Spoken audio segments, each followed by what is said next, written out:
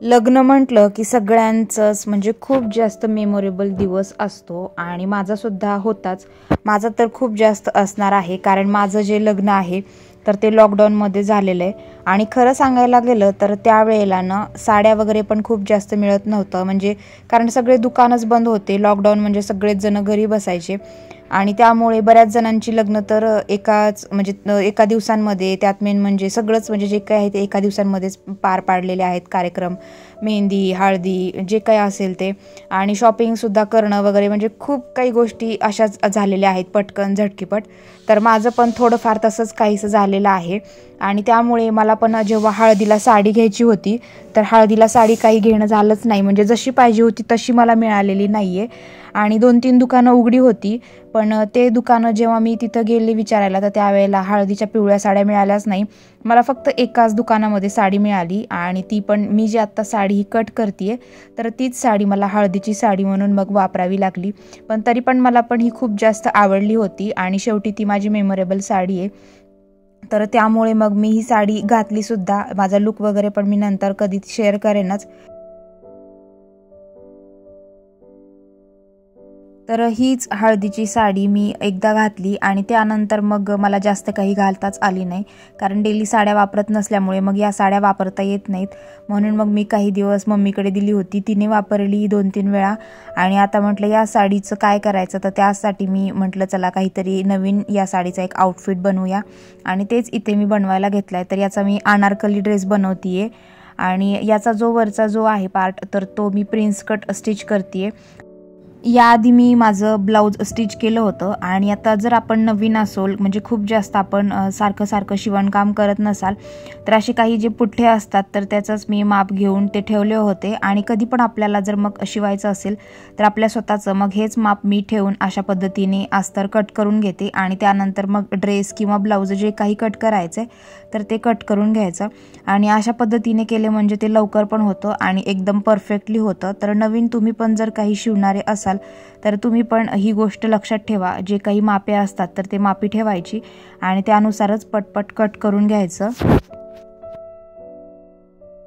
आणि नंतर मग मी हे जपून ठेवत असते, जेव्हा पाहिजे तेव्हा असं डायरेक्टली घ्यायचं. तर नॉर्मल पण आपण याला प्लेट्स देऊन पण करू शकतो, पण प्रिन्स कटनं थोडासा लुक पण वेगळा येतो आणि फिटिंगला बसायला पण ते छान बसतं आणि दिसतंही चांगलं. तर त्यामुळे मग मी तसंच करते. तर चला आता ड्रेसची जी काही कटिंग आहे तर ती सगळी ते कटिंग करून घेतली. अस्तर पण मी घेऊन आले होते यासाठीच, पिवळ्या कलरचं. तर अस्तर आणताना म्हणजे आधी विचार नव्हता केला की माझ्यासाठी मी असा प्रकारचा ड्रेस बनवेल, त्यामुळे थोडंसं कमी पडलं. तर माझ्याकडे एक ब्लाऊज पीस होता घरी, तर त्याचाच मी इथे वरचा पार्ट म्हणून अस्तरला घेतला आहे, आणि ते सगळं कटिंग करून घेते आता सेम, आणि तेच नंतर मी स्टिच करून घेणार आहे. आपण घरच्या घरी जर कोणतंही काम करत असताना प्रॅक्टिस केली किंवा मनपूर्वक केलं ना तर ते काम नक्कीच चांगलं होतं. तुम्ही पण जर कोणतंही काम करत असाल ना तर या सगळ्या गोष्टी करून पहा, तुम्हालाही या सगळ्यांचा अनुभव येईल.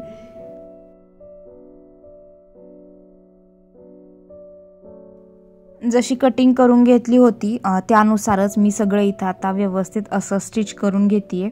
स्टिचिंगसाठी पण आपल्याला थोडीशी प्रॅक्टिस लागते फिनिशिंग येण्यासाठी, आणि जर थोडी प्रॅक्टिस केली, आपण नॉर्मल जरी कपडे शिवले तरी फिनिशिंग नंतर चांगली येते, परफेक्टली येते. तर आता इथे वरचा जो काही पार्ट आहे माझा तो स्टिच करून घेते, म्हणजे प्रिन्स कटचा आपला ब्लाऊज, आणि त्यानंतर खालचा जो घेर काही असेल तर तो कट केलेला आहे तो पण स्टिच करून घ्यायचा. तो पण एकदम सोपा असतो कटिंगला, तुम्ही सुरुवातीला पाहिलंच असेल. खूप साधा आणि सिंपल आहे, म्हणजे एवढं काही जास्त त्याला लागत नाही नॉर्मली. तर त्यामुळे मग मी पण म्हटलं चला आपण पण हे करू शकतो, तर करायला काही हरकत नाही, म्हणून मी इथे करायला घेतलंय. आणि याच्या स्लीव्ज मी विचार करत होते की नेमक्या कशा कराव्यात. तसं तर लॉंग स्लीव्ज खूप छान दिसतात सुद्धा, आणि आता सध्या माझ्याकडे असं लॉंग स्लीव्जचं म्हणजे फुल्ली लॉंग स्लीव्जचं तर काहीच नाही आहे, म्हणून म्हटलं की चला आता यावेळेस बनवूयात आणि छान दिसेलही. आणि त्याचसोबत अजून एक म्हटलं तर या साडीला जी काही आहे तर ती एक लेस होती पिवळ्या आणि निळ्या कलरची. तर त्या लेसपासून मी काय बनवावं हा विचार करत होते. सगळ्यात आधी मी ती लेस तर बाजूला काढून ठेवलीच होती, आणि त्या लेसपासून मी जॅकेटसुद्धा बनवलं आहे. म्हणजे कधी जर वाटलं की थोडासा वेगळा लुक करायचा असेल आणि आता आपल्याला एकच कपडा एकच ड्रेस सारखं घालू वाटत नाही, थोडासा लुक चेंज असावा वाटतो, तर त्यामुळे मी त्याचं जॅकेट बनवलं आहे. आणि जॅकेटसुद्धा खूप सुंदर झालं आहे, आता तुम्हाला ते पुढे दिसेलच. तर हे अशा पद्धतीने मी त्याचं जॅकेट स्टिच केले, तुम्ही पाहू शकता. म्हणजे कधी कधी असं नॉर्मली आपण हा फ्रॉक टाईप म्हणून घालू शकतो, आणि आणि त्यावरती जॅकेट असं बांधण्यासाठी मी इथे नॉट केले त्याला. तर ते नॉट बांधायचे ब्ल्यू कलरचेच नॉट केलेत आणि हे अशा पद्धतीने दिसतंय. तर तुम्हाला कसा वाटलाय हा लुक ते नक्कीच मला कमेंटमधून सांगा. आणि ड्रेससुद्धा तुम्ही इथे पाहू शकता. एवढा लुक तरी मी तुमच्यासोबत शेअर करते की कसं झाला आहे आणि काय नाही. पॅन्ट मात्र नाही आहे बनवली याची मी, फक्त नॉर्मली वरचा अनारकली बनवला आहे आणि ओढणीसुद्धा बनवली आहे याचीच मी सेम. तर अजून नंतर कधीतरी पुढच्या एखाद्या व्हिडिओमध्ये दाखवेनच, कारण सध्या जेव्हा घातला होता तेव्हा हे एवढंच घातलं होतं आणि खूप घाईमध्ये होते, त्यामुळे हे शूट करायला काही जास्त जमलं नाही. तर जेव्हा पाहिजे नसेल तेव्हा आपण हे जॅकेट काढून पण इथे ओढणी घेऊन पण मग लेगिन्स वगैरे घालून तसं छान तो पण अनारकलीचा लुक येतो, मस्त दिसतो तो पण ड्रेस. तर त्यामुळे मी अशा पद्धतीने हे केलं. तर कसं वाटतं ते तुम्हीच मला आता कमेंटमधून सांगा, तुम्हाला पण आवडलं की नाही. आणि माझी आता ही हळदीची साडी नेहमी माझ्यासोबतच असेल. तर असं मस्त असा आउटफिट झाला, एकदम मस्त दिसत होता. पिवळ्या कलरचा असा पण माझ्याकडे खूप जास्त म्हणजे ड्रेस वगैरे काही नाही आहेत, तर त्यामुळे म्हटलं हे झालंच पाहिजे. तर अशा पद्धतीने म्हणजे मी तरी खूप जास्त हॅपी होते आणि मला पण खूप जास्त छान वाटते. इथे नेमके काय करायचे काय नाही ते मलाच कळत नव्हतं. तर नंतर प्रदीपने हे ऑफिसवरून एक पॅकेट आणलं होतं, तर ते म्हटलं आता काढून ठेवूया. तर दूध गरम करणं चालू होतं, दूध गरम करून घेतलं.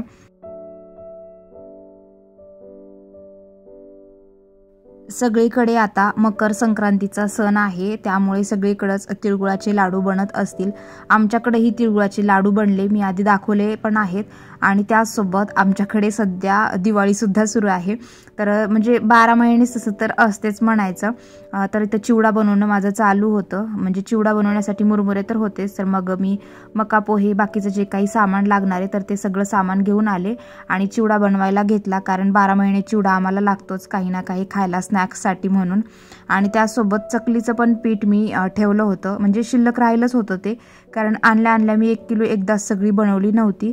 तर जे काही थोडंसं पीठ शिल्लक राहिलं होतं त्यापासून लगेच चकलीसुद्धा थोडीशी बनवून घेतली. अशात म्हटलं खायला असावं, टिफिनला पण कधी कधी देता येते, थोडंफार वेगळं काहीतरी खाण्यासाठी लागतंच. आणि घरच्या घरी कोणतंही बनवून खाल्लेलं आपल्या हेल्थसाठी चांगलं असतंच. तर त्यामुळे मग ही बनवली, एकदम खुसखुशीत आणि मस्त झाली आहे. तर चला आजचा व्हिडिओ इथेच एंड करते, भेटूया पुढच्या व्हिडिओमध्ये. तोपर्यंत बाय बाय.